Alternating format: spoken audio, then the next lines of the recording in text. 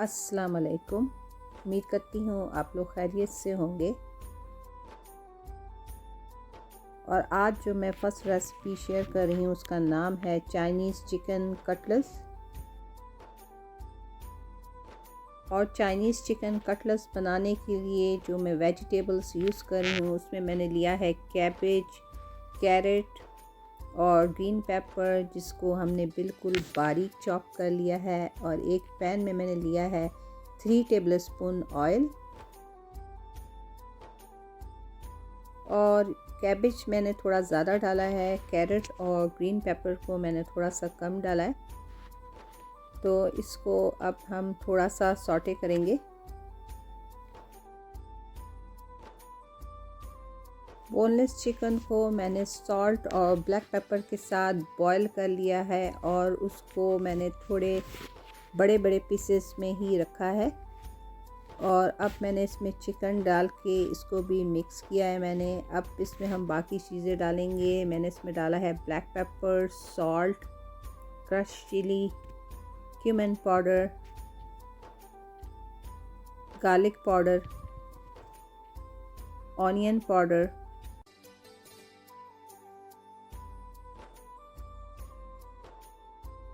अब इसको मैं अच्छी तरह मिक्स कर रही हूँ और इसमें 2 से 3 टेबलस्पून सोया सॉस मैंने डाला है। और अपनी पसंद का कोई भी आप इसमें हॉट सॉस डाल सकते हैं, 1 से 2 टेबलस्पून जितना आपको पसंद हो। इसको आप मिक्स कर लें और इस बैटर को अब हम जो है ठंडा कर लेंगे। और एक पॉट में मैंने पोटैटो को और पीस यानी मटर को दोनों को बॉईल किया है और इनको मैश करके, और वो जो हमारी वेजिटेबल्स को अभी हमने सॉटे किया था, इन दोनों चीज़ों को आपस में मिक्स कर देंगे।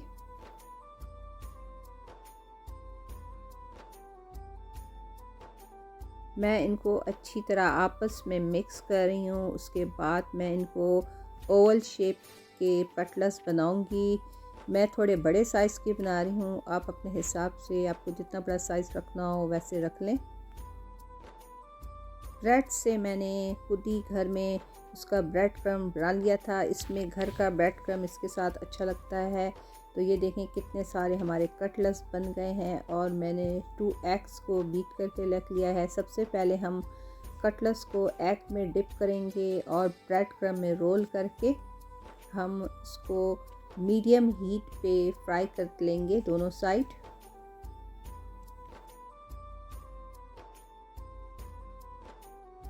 आप इस कटलेट्स को आराम से इसी तरह एग और ब्रेड क्रम्ब लगा के ज़िपर में डाल के फ्रीज़ कर सकते हैं और आप इसे इफ्तारी के टाइम निकाल के फ्राई कर सकते हैं।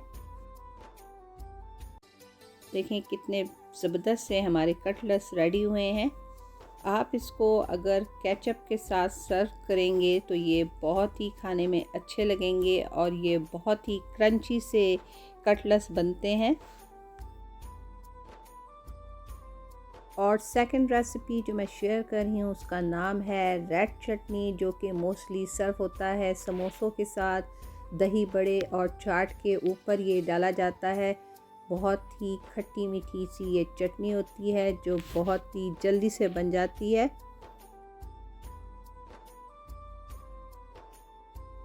इस चटनी को बनाने के लिए मैंने एक पैन में 2 ग्लास वाटर लिया है, 1 कप टर्मराइन यानी इमली का पल्प लिया है, 3/4 कप मैं इसमें शुगर डाल रही हूँ, ½ teaspoon salt, ½ teaspoon black salt, ½ teaspoon मैं इसमें क्रश चिली डाल रही हूँ, ½ टीस्पून क्यूमिन डाला है मैंने, और रेड फूड कलर डाल के मैं इसको अच्छी तरह मिक्स कर रही हूँ।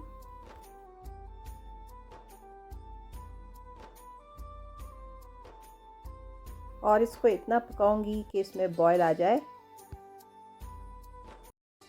इस चटनी को थिक करने के लिए इसमें हम कॉर्नफ्लोर ऐड करते हैं। तो ये मैंने इसमें तकरीबन 2 टेबलस्पून तक कॉर्नफ्लोर डाला था।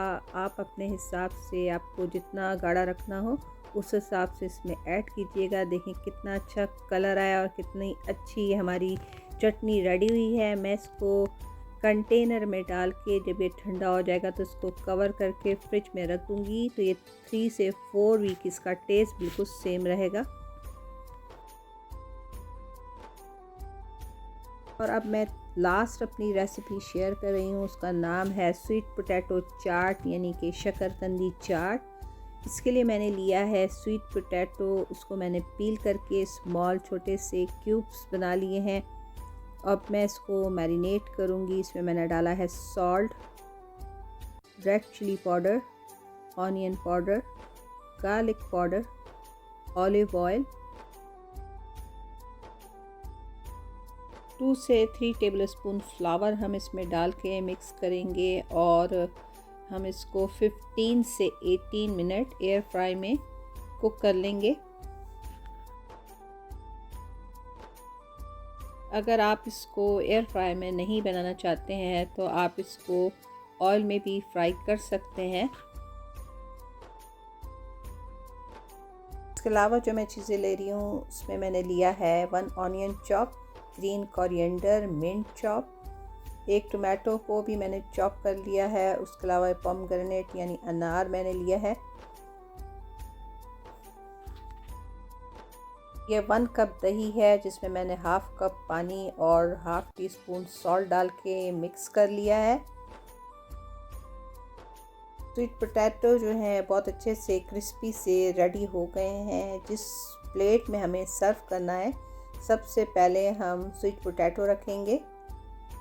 अब मैं थोड़े से ऊपर onion, tomato, green coriander, mint, pomegranate, yogurt, थोड़ा सा हम चाट मसाला और क्रश चिली भी डालेंगे। इसी तरह सारी चीज़ें आप अपने हिसाब से जो डालना हो ऊपर से आप डाल सकते हैं।